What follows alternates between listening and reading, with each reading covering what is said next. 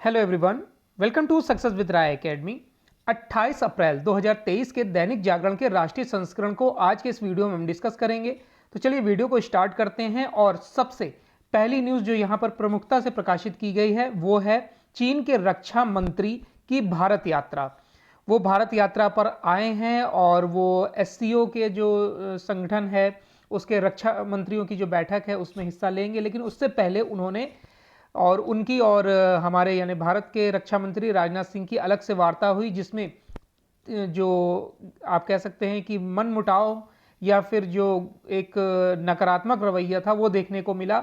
दोनों ही देशों के रक्षा मंत्रियों ने एक दूसरे से हाथ तक नहीं मिलाया, यानी कि उससे रक्षा मंत्री राजनाथ सिंह ने चीन के रक्षा मंत्री से हाथ मिलाने से परहेज किया।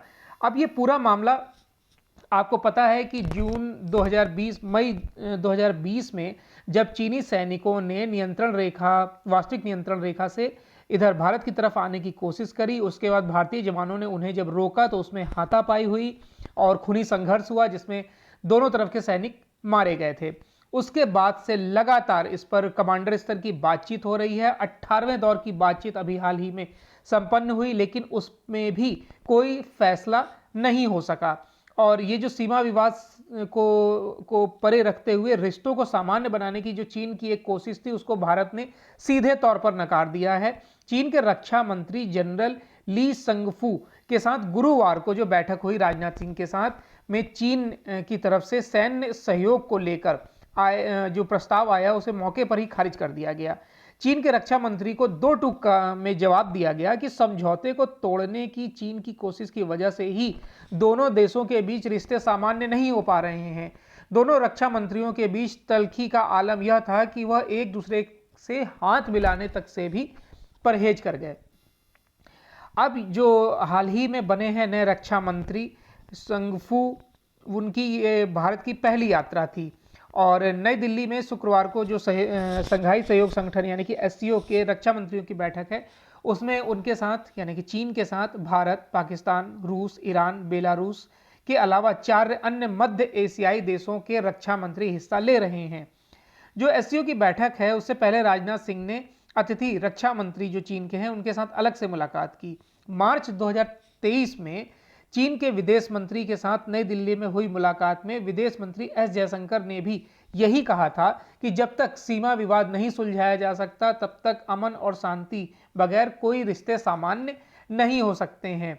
और वही बात रक्षा मंत्री राजनाथ सिंह ने भी दोहराई है। चीन की तरफ से सैन्य क्षेत्र में सहयोग को लेकर एक प्रस्ताव पेश किया गया जिस पर भारतीय रक्षा मंत्री ने विचार करने से भी मना कर दिया। राजनाथ ने इस रुख से चीन के दल भी थोड़ा सा स्तब्ध रह गया और भारत सरकार की आधिकारिक विज्ञप्ति के मुताबिक राजनाथ सिंह ने रक्षा मंत्री जो है हमारे, उन्होंने चीन के रक्षा मंत्री से कहा कि भारत और चीन के रिश्तों में कोई भी प्रगति सीमा पर अमन व शांति स्थापित किए बिना नहीं हो सकती है। चलिए नेक्स्ट न्यूज़ है कि क्या समलैंगिकों को विवाह की मान्यता दिए बगैर कुछ अधिकार दिए जा सकते हैं। ये सुप्रीम कोर्ट के चीफ जस्टिस ऑफ इंडिया ने, भारत के जो चीफ जस्टिस ऑफ इंडिया हैं डीवाई चंद्रचूड़, उन्होंने जो सॉलिसिटर जनरल हैं तुषार मेहता उनसे ये पूछा है। समलैंगिक विवाह को जिस तरीके से कानूनी मान्यता देने का विरोध पहले तो संत लोग ही कर रहे थे, समाज कर रहा था, अब उस पर केंद्र सरकार ने भी इसका विरोध किया है।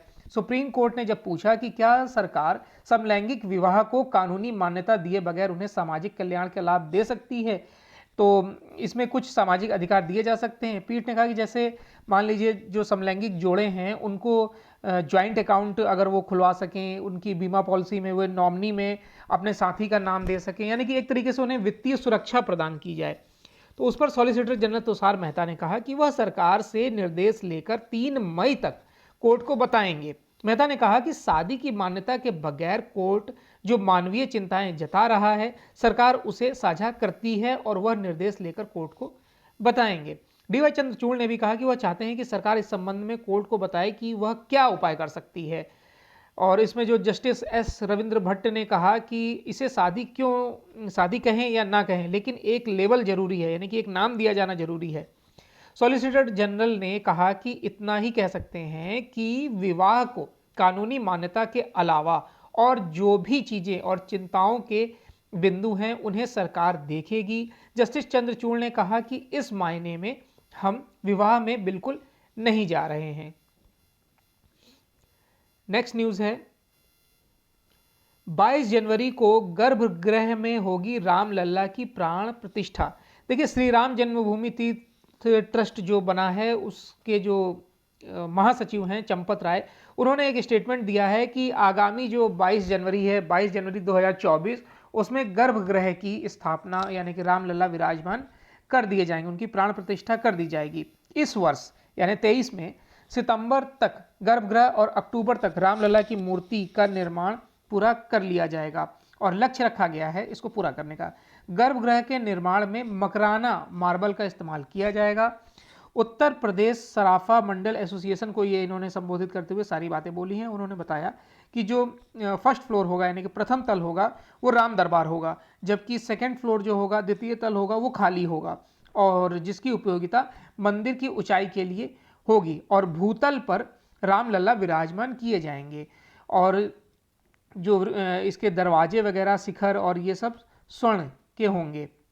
और जो इसमें जो गर्भगृह तक पहुंचने के लिए टोटल 34 यानी 34 सीढ़ियां बनाई जाएंगी और रामलला की जो मूर्ति है वो अयोध्या में ही बनेगी। यह प्रतिमा 5 वर्ष के बालक की होगी, यानी कि जो उम्र दर्शाई जाएगी मूर्ति में वे 5 वर्ष की दर्शाई जाएगी। अब इसमें सबसे इंपॉर्टेंट ये बताया जा रहा है कि सूर्य की किरण उस मूर्ति पर यानी रामलला पर इस तरीके से मस्तिष्क पर पहुंचे, पहली किरण, जिसे सूर्य किरण नाम दिया जाएगा और सूर्य तिलक इसको नाम दिया जाएगा। इस तरीके से कुछ किया जाए तो वैज्ञानिकों को इसमें बुलाया गया है और लगभग ये माना जा रहा है कि ऐसा ही किया जाएगा कि जो सूर्योदय होगा तो जो किरण होगी वो रामलला की मूर्ति के माथे पर पड़ेगी। अब इसमें यह भी बताया गया है कि रोज ड्रेस चेंज होगी और जो ड्रेस उतरेगी वो जो श्रद्धालु होंगे उनकी मांग पर उन्हें दिया जाएगा। चलिए नेक्स्ट न्यूज पर आते हैं। सूडान में फंसे हर भारतीय नागरिक को स्वदेश लाने की तैयारी। अब जो ऑपरेशन कावेरी चल रहा है उसके तहत लगातार भारतीयों को यहां पर लाने की कवायद चल रही है। भारत में जेद्दा से, सऊदी अरब के जेद्दा से उनको सबसे पहले जेद्दा पहुंचाया जा रहा है और जेद्दा से उनको हवाई जहाज और पानी के यानी कि नौसेना द्वारा, पानी के जहाज द्वारा उनको भारत लाया जा रहा है।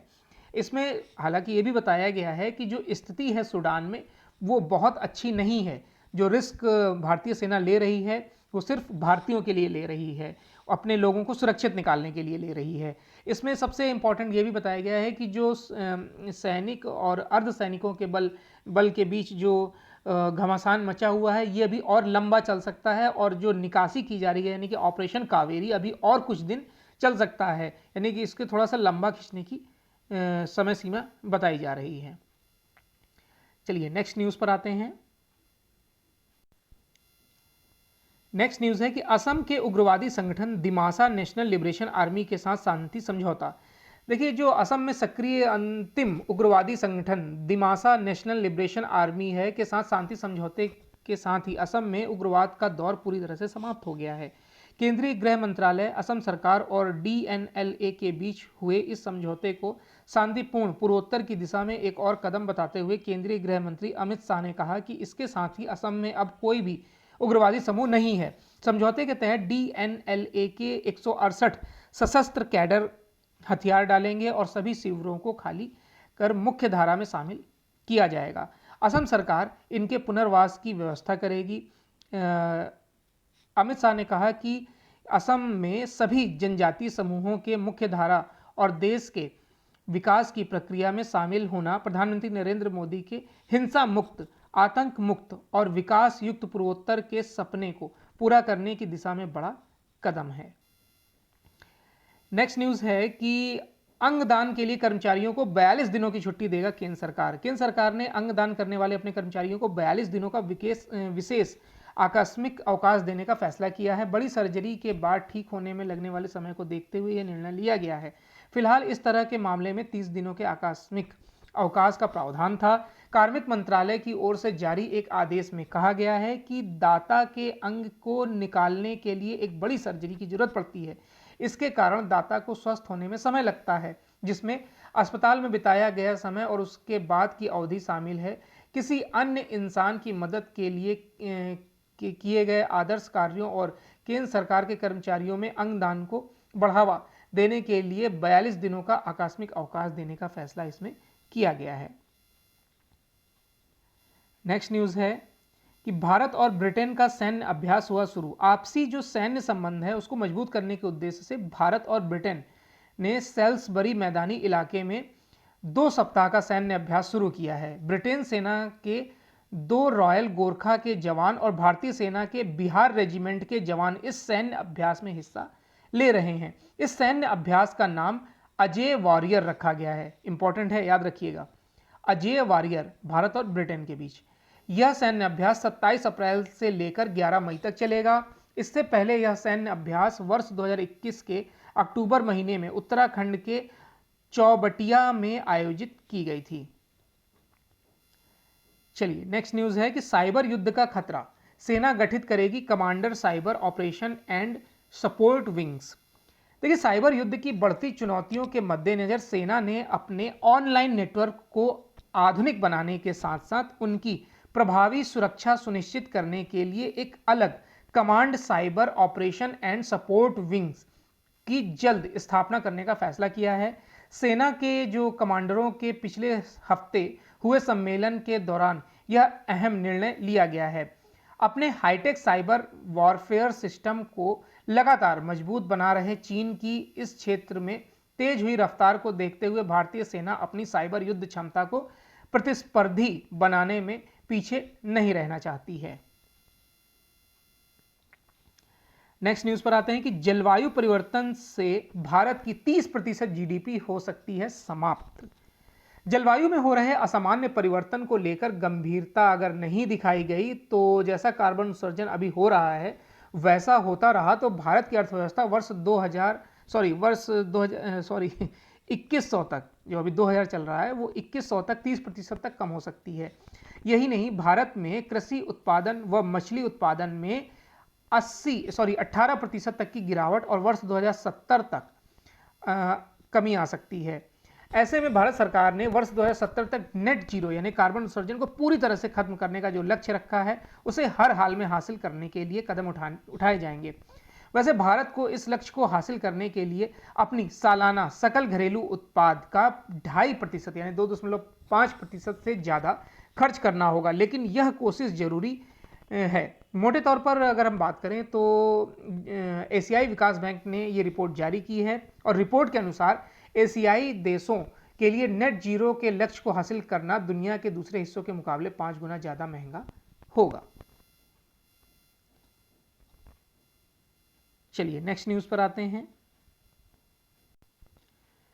नेक्स्ट न्यूज़ हम ले रहे हैं बिजनेस पेज से। बिजनेस पेज में पहली न्यूज़ है कि बैंकों के कारोबारी मॉडल पर है नज़र। देखिए, आरबीआई के गवर्नर जो डॉक्टर शक्तिकांत दास हैं उन्होंने बताया कि खराब रणनीति से एक बड़ा संकट खड़ा हो गया है, इसलिए केंद्रीय बैंक जो है वो घरेलू बैंकों के कारोबारी मॉडल पर नज़दीक से नज़र रखे हुए है।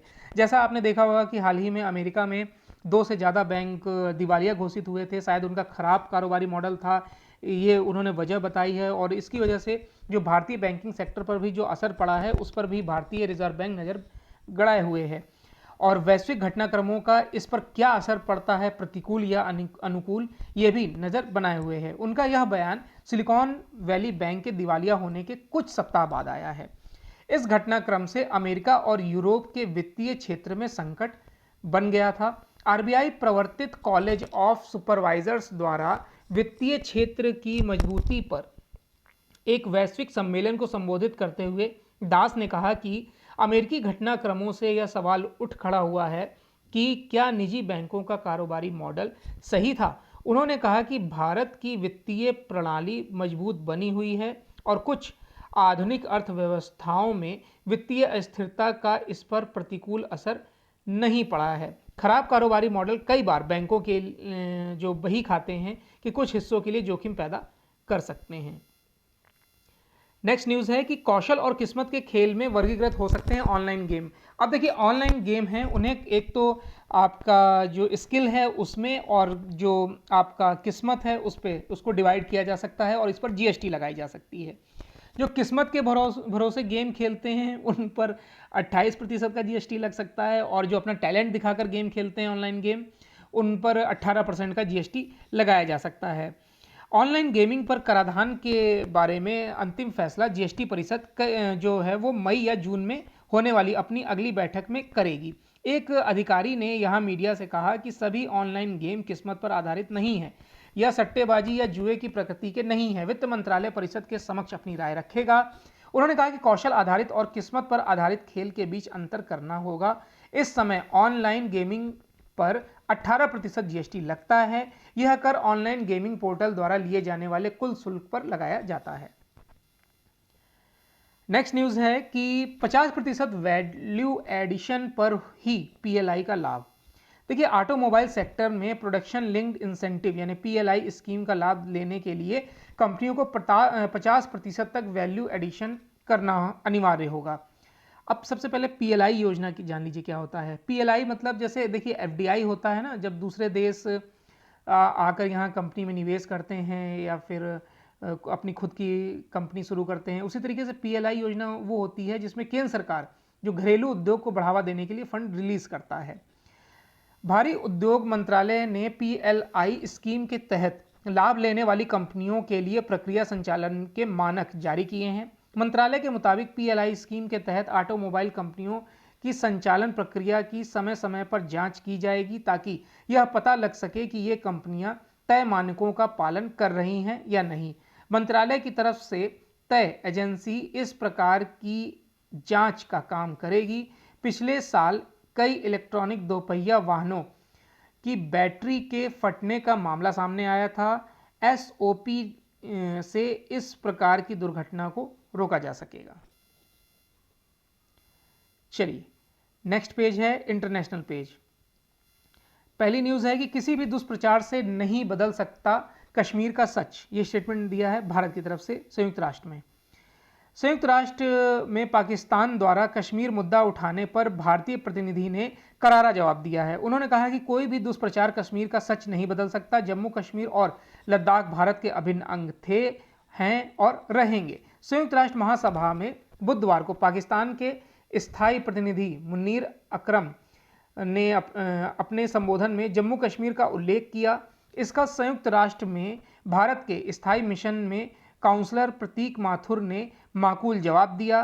कहा किसी भी देश द्वारा दुष्प्रचार करके वास्तविकता को बदल नहीं सकते हैं। नेक्स्ट न्यूज़ है अमेरिका और भारत के संबंध भविष्य के लिए बेहद महत्वपूर्ण। अमेरिका और भारत का संबंध दोनों देशों के भविष्य के लिए बेहद महत्वपूर्ण है। दोनों देश इससे पहले इतने मुद्दों पर इतने करीब नहीं थे। ये जो बात है वो कांग्रेशनल इंडिया काकस के सह अध्यक्ष रो खन्ना और माइकल वॉट्स द्वारा आयोजित पहले यूएस इंडिया शिखर सम्मेलन में एक सभा को संबोधित करते हुए कही गई है। वहीं भारतीय राजदूत तरनजीत संधू ने कहा कि दोनों देशों के संबंधों को और प्रगाढ़ करने में हम जुटे हुए हैं, यह विश्व हित में ही है। उन्होंने कहा कि भारत में डिजिटल पेमेंट जैसे बड़े बदलाव हुए हैं। आज विश्व की 40% डिजिटल पेमेंट भारत में हो रही है। चलिए तो ये आज का यानी 28 अप्रैल 2023 का दैनिक जागरण का राष्ट्रीय संस्करण था। आई होप आपको वीडियो अच्छा लगा होगा। अगर वीडियो अच्छा लगा हो तो लाइक और शेयर कर दीजिएगा। वीडियो देखने के लिए धन्यवाद।